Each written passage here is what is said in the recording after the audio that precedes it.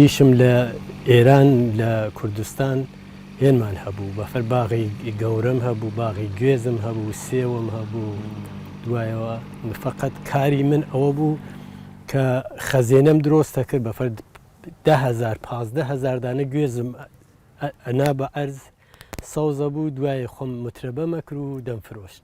Digel Seyfeddîn Sadiqî di navdarên Gûs, Bindeq û Bahîvan yên rezekê bajarê Leverkusen yê Rojavayê Almanya me. ئەرێ ئەمە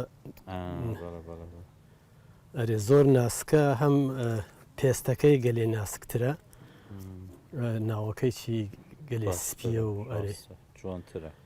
ئەرێ ئەمە نەوعیترە ولی ئەنواع نەوعیان هەیە بەفەر شاید 20 نەوع گوێزیان هەبێ 20 نەوع گوێزان هەیە ولی من خۆیچم لە هەر نەوعێکی وا باشتر بێ خۆم مترەبە یەکەم.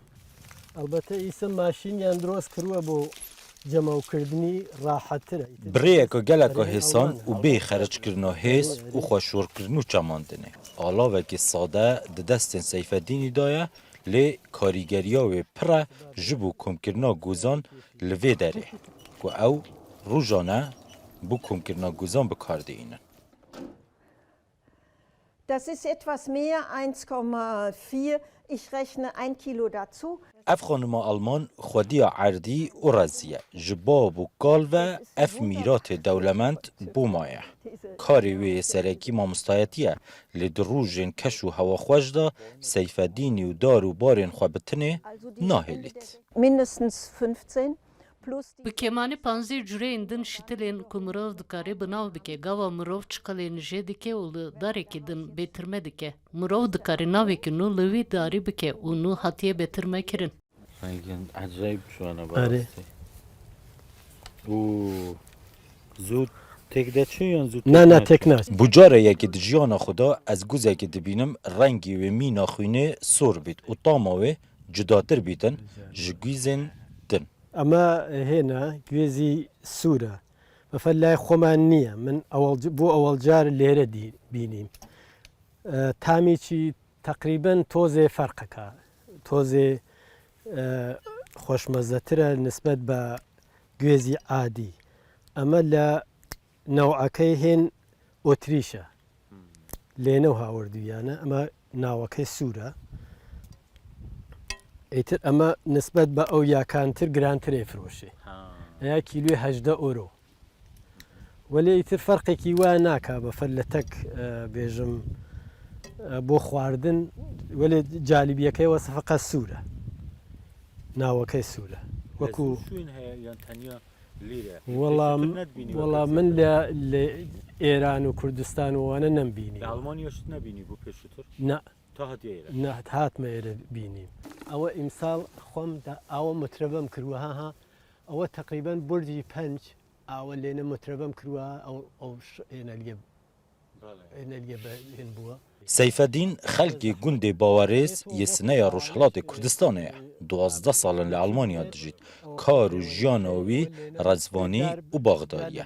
Ew dibêjît nabît bi çelak û daran li gozan bihête dan ji bo ew bihêne komkirin.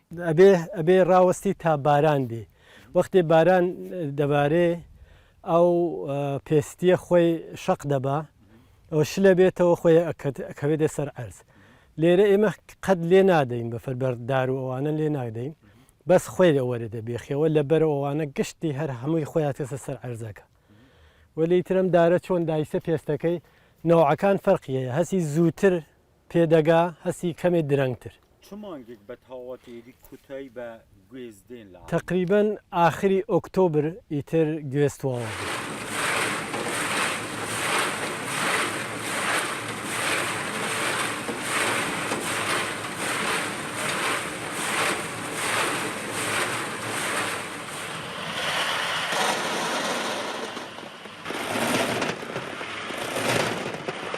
Ji bo goz bi pakî û ciwanî bigehne berdestê bi ker û bi karberan. Şuştina wan bi rê û rêbazên cuda li Almanya û gelek welatên dî kultûreke bênavber e. Ji bo hişîkirinê pêwîst e çend rojan li ber bay û rojê bihêne rayexistin و دانان. بەڕاستی وەختێک کە من تێمە ناو ئەم دارانە ئەحساسەکەم بە فەرز وەک مناڵی خۆم چۆن بە فەرز لەگەڵیان قسە ئەەکەم زۆر پێم خۆشە ئەفرز هیلاکیم دەرەچێ مەها نیسانێ ji bo goza qonaxa herî hestiyara wek Seyfeddîn dibêjîtin û eger baranên bihêz bibarin karîgeriyê li ser ji navbirina berhemê wê salê dike. Bihayê goza pirseke din bû ji Seyfeddînê dilpak û hêmin û aram dikim. وەربەی بۆ کەیک و وەکو لای خۆمان ناشکێنن بیخۆن ئەمان بۆ کەیک و بۆ خواردن و ئەوان یە پێ درۆسەکەن یا بەفەر وەختێکە گوێزەکە بەر لەوە پێ بگات هیچ تا ئێسکی نەکردووە تێن ئێکڕن ئێبن بۆ مرەبای لێ درۆسەکەن ڤاینی لێ درۆسەکەن باشترین ڤاینی لێ درۆسەکەن گرانترین جووری گوێستان لێرە بە چەندە گرانترین گوێزمان لێرە بە 16 ئۆرۆ 18 ئۆرۆ تا نۆرماڵەکەی بە 10 ئۆرۆیە 12 ئۆرۆ و ئەوانە کە خۆیان تێن کۆیەکەنەوە کیلوێ 6 ئۆرۆ 5 ئۆرۆ ئەوانە کە خۆیان کۆی دەکەنەوە دەیبن ولی ئەگەر خۆمان کۆی بکەینەوە وشکی بکەینەوە کیلوێ نۆرماڵەکەی 10 ئۆرۆ 12 ئۆرۆ ئەوەی چە کە گەورەیە و باشە مەرغوبە ئەوە کیلوێ 16 17